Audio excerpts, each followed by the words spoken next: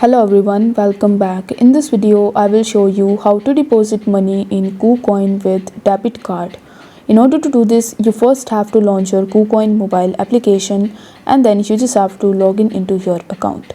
Now once you've successfully logged in, you need to tap on this assets tab in the bottom right hand corner, and by default you will be on this overview page.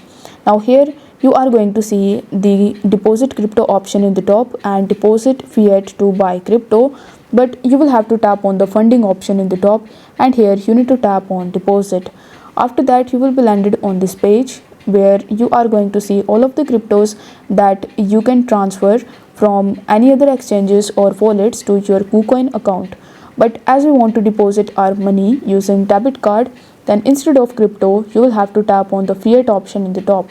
Once you do this, you will be able to see various fiat cryptocurrencies like Brazilian real, euro, Russian ruble, and many more. So you just have to select that fiat currency that you want to deposit in your Kucoin account. For this video, I'm going to select euro, and after selecting it, you will be landed on the next page where you need to enter the amount of euro that you want to deposit. Then you will have to select the payment method and you need to tap on the credit or debit card option.